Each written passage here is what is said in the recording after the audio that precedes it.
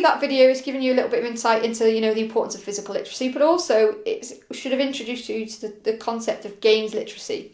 And what is games literacy? So games literacy arises from the conceptualisation of physical literacy presented by Whitehead 2001 and Moore 2001. A physically literate person is one who moves with poise, economy and confidence in a wide variety of physically challenging situations. The individual is perceptive in reading all aspects of physical environment, anticipating movement needs and possibilities and responding appropriately to these, with intelligence and imagination. Physical literacy is a holistic engagement which encompasses physical capabilities embedded in perception, experience, memory, anticipation and decision making. So that's a whole mouthful there. So games literacy is also part of that in terms of you know, being kind of single-minded in terms of being able to understand a single game or single physical skills. It's around having an understanding of a multitude of skills and developing the knowledge and understanding to apply these skills and evaluate that game. Children with games literacy will be able to engage in enthusiasm and confidence in a wide range of games. So it's around developing understanding of different sports. So whether that's from team sports, where you're playing invasion games, whether that's to net and wall activities.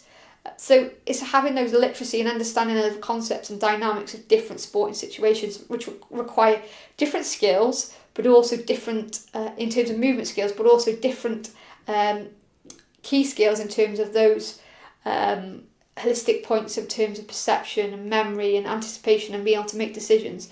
So the decision-making skills I would maybe use in, for example, football or soccer may be different until those decision-making and movement skills needed to play tennis. So it's around developing that games literacy and an understanding of different games and sports. So games literacy is a similar approach to a model developed by Bunker and Thorpe in 1982 called Teaching Games for Understanding. The approach is the teaching of sport through concepts such as decision-making, tactics, rules and awareness, rather than just teaching sport-specific stuff. So approaching sport through these game categories rather than just sports categories means that children will be able to apply common practices in a range of settings.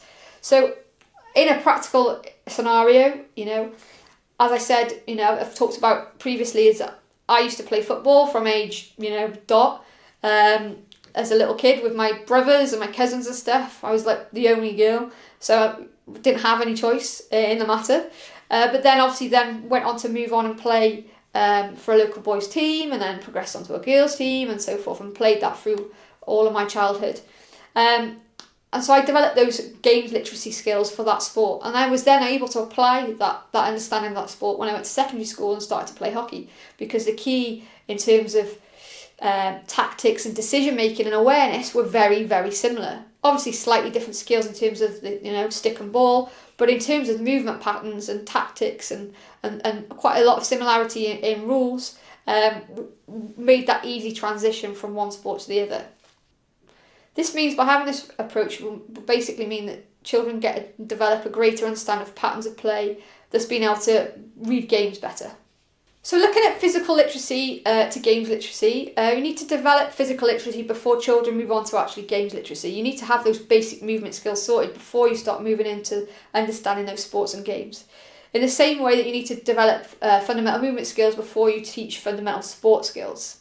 Therefore, to need to continue to develop those FMS at 7 to 11 to ensure children to continue to improve their basic skills and physical literacy through a multi-sport approach.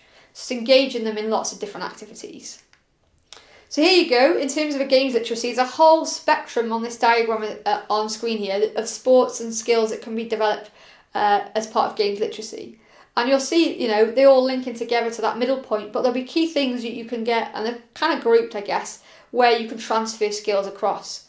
I'd never played handball before until a couple of years ago, and then I did it in a lecture and I got involved with some of the students and playing it. And it, you know, in terms of transferable skills, okay, it's hand-eye coordination and a ball and throwing and catching, but in terms of, you know, positions and pitch and goals and all that kind of stuff, it was obviously very, very similar to soccer. So it's around making sure we develop these games literacy, and so that kids can then transfer and use those skills in a plethora of different environments. So linking into this games and physical literacy, a kind of key point which links back to kind of the stuff we looked at in terms of learning and movement skills is around cognitive readiness.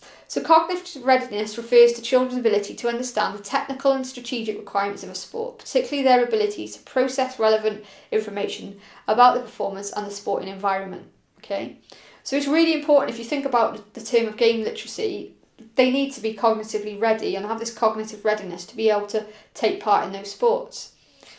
Sport performance is a function of motor skill execution, being able to kick football, where the cognitive decision making is knowing which type of pass to deliver and to which teammate and what time. So that's the thought process. So if you see a group of 4 and 5 year olds developing their key movement skills, maybe being put into a sport specific soccer tot session, what you'll see is ranging motor skill execution from maybe okay and quite good to really poor and not very good at all. But then even the ones that are able to kick a ball, have they actually got that cognitive capacity yet to be able to make decisions, decide what to do? And chances are they're not. And this is where we're kind of making programs that aren't specifically suitable for children of that young age. We need to make sure they are cognitively ready to be put into that competitive environment. So along with the physical maturation and physical skills, prerequisites for sport participation, children's cognitive development greatly influences their readiness for different sports and different types of activities. So it's games literacy is important, but we're not going to put them in those environments until they're actually ready to kind of deal with them. So non-expert children, those who are not participating in junior sport or elite sport, differ from older athletes in terms of their cognitive capacities for sport. So again, the experiences we get will then influence our future development. So a child who's not been engaged in sport and developed those movement skills and applied those sport skills will have less how to do it knowledge and less strategic knowledge, because they have fewer experiences in sport, use considerably more mental activity to think about and know about the skill, opposed to the experienced athlete who can perform the skills automatically, are more able to participate and predict and anticipate objects, where the kids who haven't had these experiences have less ability to do that. So skills aren't easily as recognised, so defensive strategies, often ability to pre-plan and make responses to different situations in sports, and kids who have less experience will make slower and less accurate decisions in sport. So by engaging in this process of motor skill development to physical literacy and to learn those sport specific skills, applying them in appropriate environments, developing and ensuring they're cognitively ready to take part in these activities, what we're doing is creating a successful pathway for child development in sport and engagement in sport. Whereas as putting kids in environments that they're not ready for, we're really going to be ultimately detrimental to their development. But then also if they're not engaging at all, ultimately it's going to have a negative impact on their ability to, when they want to actually maybe take part in sport and want to start playing, maybe when they get a little bit older, then they're not going to be as advanced as the kids who've experienced those things from an early age right through and develop those key competencies at all stages. So looking at this games literacy, we've looked at the cognitive readiness. There's a common structure based on the primary rules, the movement skills and the tactical problems that teachers and coaches can collapse similar content areas into themes or represent common game components. So obviously the diagram kind of did that in a little way in terms of the kind of common sports, but they basically can be put into the following 4 categories. You've got net and wall games, invasion games, target games, and striking and fielding games. So you have things like baseball, cricket, rounders are all those striking and fielding games. Net and wall, obviously things like tennis, badminton, squash and so forth, all fit into those net and wall games. Invasion games, the obvious ones, football, netball, hockey, basketball, all in that invasion game category. And then you've got things like target games, so it could be bowls to archery, something where you're going to aim for a key target. So hopefully you can now start to see a picture of movement skill development, developing sport specific skills, applying those in a correct setting at the right time, and developing this games literacy approach. And when you're delivering activities, you could make your own, invent your own invasion activities, create your own target games where they're actually developing these key competencies which are ultimately going to impact and improve and have influence on their sporting involvement. So if we develop our ability in target games, when we then apply that and we're put in a shooting position, basketball or football, having that target practice and target experiences is going to ultimately improve our ability to shoot at goal, for example.